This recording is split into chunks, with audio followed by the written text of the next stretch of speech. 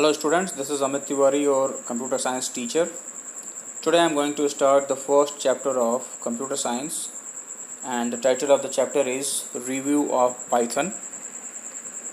And the objective of this particular chapter is, means at the end of this chapter we would be able to understand the interactive mode, the script mode, data type, function in Python, sequential statements, selective statements, looping statements, string and string methods, list methods, tuple and tuple methods, dictionary and dictionary methods.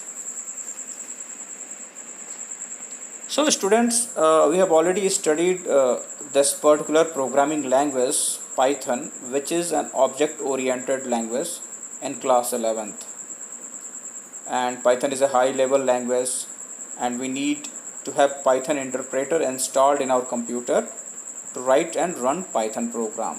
यानी कि computer में Python को run करने के लिए, Python के programmes को execute करने के लिए हमारे कंप्यूटर में Python का इंटरप्रेटर इंस्टॉल्ड होना चाहिए. Python is also considered as interpreted language because Python programs are executed by an interpreter. और Python को इंटरप्रेटेड लैंग्वेज भी कहा जाता है. वो इसलिए कहा जाता है क्योंकि पाइथन के जो भी प्रोग्राम्स होते हैं वो इंटरप्रेटर के द्वारा ही एग्जीक्यूट किए जाते हैं. And we also learn that Python shell can be used in two ways, interactive mode and script mode. Python को दो मोड्स में यूज़ किया जा सकता है. पहला है इंटरैक्टिव मोड एंड दूसरा है स्क्रिप्ट मोड. तो स्टूडेंट्स, जो इंटरैक्टिव मोड होता है वो बेसिकली बिगिनर्स के लिए होता है. यानी कि जो प्रोग्रामिंग, खास करके जो पाइथन प्रोग्रामिंग सीख रहा है, अभी वो बिल्कुल मास्टर नहीं है, उसके लिए ये इंटरैक्टिव मोड बहुत ही बेनिफिशियल होता है. लेकिन इसके कुछ लिमिटेशंस भी होते हैं जिसको कि हम समझने की कोशिश करेंगे. So interactive mode, as the name suggest, allow us to interact with operating system. जैसा कि नाम है, interactive mode means interaction create करना. यानी कि ये मोड जो है हमें अलाउ करता है कि हम कंप्यूटर के ऑपरेटिंग सिस्टम के साथ इंटरैक्ट कर सकें. Here when we type Python statement, interpreter displays the result immediately. और इंटरैक्टिव मोड में जब भी हम पाइथन के स्टेटमेंट्स को लिखते हैं तो इंटरप्रेटर जो है वो इमीडिएटली रिजल्ट को डिस्प्ले कर देता है. That means when we type Python expression statement command after the prompt, the Python immediately responses with the output of it. यानी कि जैसे ही हम प्रॉम्प्ट के बाद एक्सप्रेशंस को, स्टेटमेंट्स को या जो भी हमारे कमांड्स हैं उसको हम लिखते हैं तो पाइथन जो है इमीडिएटली रिस्पॉन्ड करता है और तुरंत ही उसका आउटपुट दे देता है. एक एग्जांपल के साथ हम इसको देखेंगे. सपोज़ हमने एक प्रिंट करके एक कमांड दिया और प्रिंट कमांड में हमने पैरेंथेसिस में लिखा welcome to the Python programming. तो जो आउटपुट आएगा वो सीधे सीधे लिख के आएगा welcome to the Python programming. दूसरा एग्जांपल हम देखते हैं. प्रॉम्प्ट के बाद हमने कमांड दिया प्रिंट 5+10. तो जैसे ही हम एंटर बटन प्रेस करेंगे 15 डिस्प्ले कर देगा. यानी कि इंटरप्रेटर जो स्टेटमेंट है, जो एक्सप्रेशन है, उसको तुरंत ही एग्जीक्यूट करके हमें आउटपुट दे देगा. एक और एग्जांपल देखते हैं. प्रॉम्प्ट के बाद हमने x = 10 लिखा. यानी कि x एक कीवर्ड है, यानी कि एक मेमोरी लोकेशन है जहाँ पे हमने 10 को असाइन किया. और इक्वल टू, जैसा कि मैंने पिछले वीडियो में बताया था, ये असाइनमेंट ऑपरेटर है. तो असाइनमेंट ऑपरेटर का यूज़ करते हुए एक मेमोरी लोकेशन क्रिएट किया. उस मेमोरी लोकेशन पे हमने 10 वैल्यू असाइन कर दी. 10 क्या है? लिटरल है. और वैसे ही दूसरे स्टेटमेंट में प्रॉम्प्ट के बाद y = 20, यानी कि y एक मेमोरी लोकेशन असाइन हमने क्रिएट की और असाइनमेंट ऑपरेटर की मदद से वहाँ पे एक लिटरल 20 असाइन कर दिया. फिर तीसरे स्टेटमेंट में हमने लिखा प्रिंट x × y, यानी कि x को y से मल्टीप्लाई कर दो. और जैसे ही एंटर करेंगे हम तो इसका रिज़ल्ट क्या आ जाएगा? 200 आ जाएगा. यानी कि 20 में 10 से मल्टीप्लाई करेंगे तो वैल्यू 200 आएगी। तो हमने क्या देखा कि जो इंटरप्रेटर है पाइथन का वो स्टेटमेंट वाइज यानी कि लाइन वाइज जो भी एग्जीक्यूशन है प्रोग्राम का वो करता है, यानी कि पूरे के पूरे प्रोग्राम का एक बैच नहीं बनाता है। rather than making a batch of the whole program, interpreter executes line by line. So interactive mode में हमें ये फैसिलिटी मिलती है, और ख़ास करके जो बिगिनर्स होते हैं, जो अभी नया नया प्रोग्रामिंग लैंग्वेज सीख रहे होते हैं, उनके लिए बहुत ही हेल्पफुल होता है। Python in interactive mode is good enough to learn, experiment or explore, but its only drawback is that we cannot save the statement and have to retype all the statement once again to rerun the program. इसके साथ demerit ये है, इसकी limitation ये है कि interactive mode में सिर्फ एक बार अगर हमने स्टेटमेंट लिख के एग्जीक्यूट करा दिया तो उसको हम सेव नहीं कर सकते।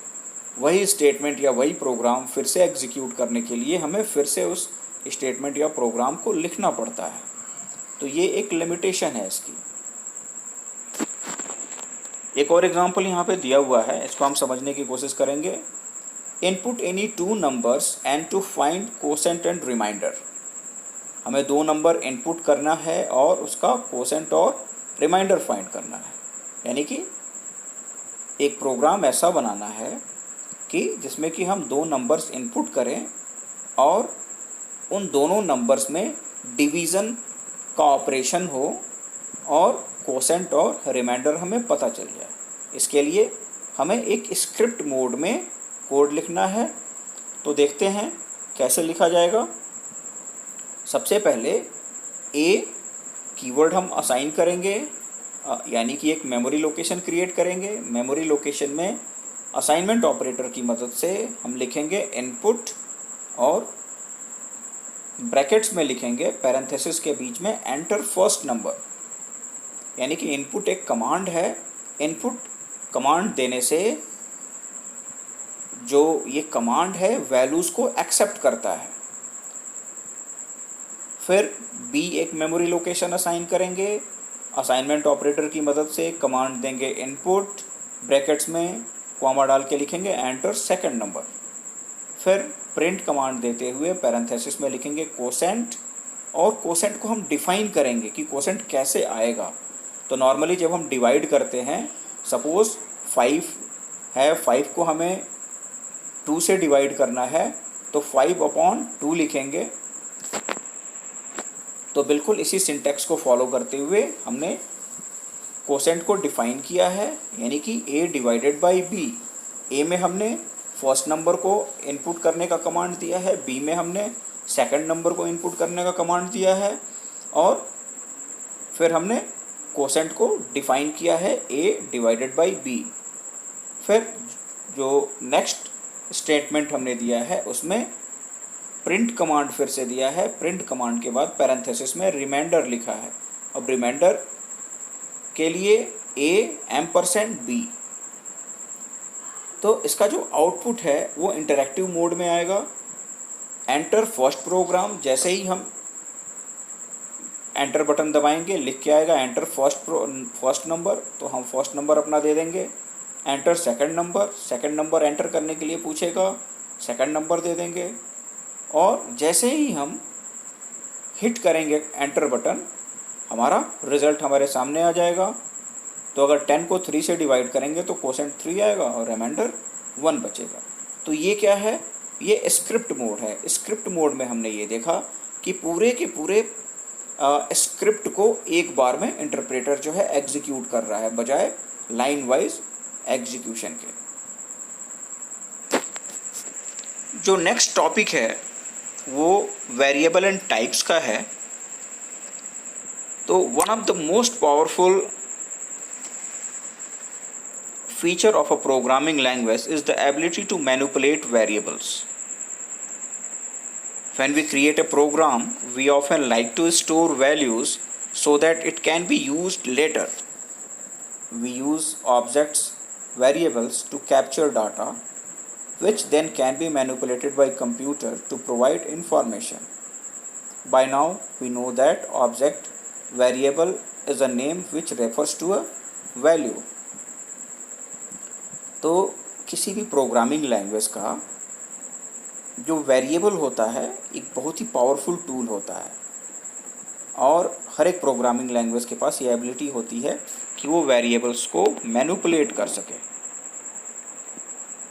तो जब भी हम कोई प्रोग्राम क्रिएट करते हैं तो हम हमेशा चाहते हैं कि कुछ वैल्यूज जो हैं फर्दर यूज़ के लिए स्टोर कर ली जाए, और इसके लिए हम ऑब्जेक्ट्स, जिसको कि वेरिएबल्स कहते हैं पाइथन में, उसको यूज़ करते हैं डेटा को कैप्चर करने के लिए, जिसको कि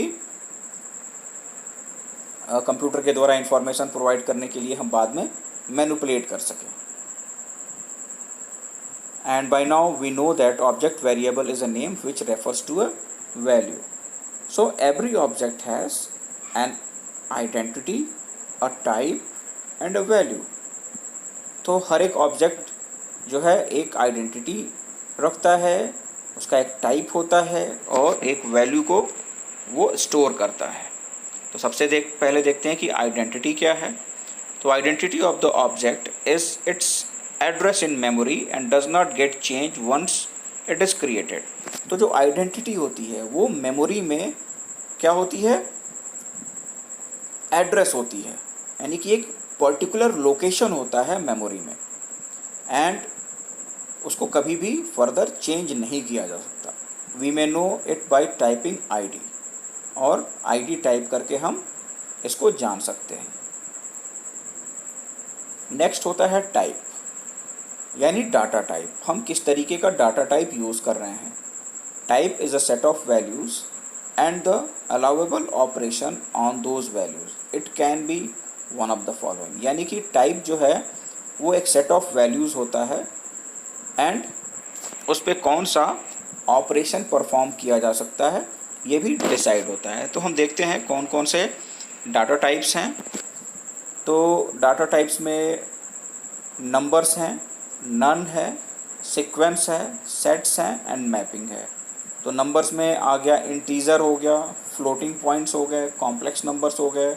अब इंटीजर में बुलियन हो गया, फिर सीक्वेंसेस में स्ट्रिंग हो गया, टपल हो गया एंड लिस्ट हो गया, मैपिंग में डिक्शनरी हो गया। तो these are some data types which we frequently use in Python programming language.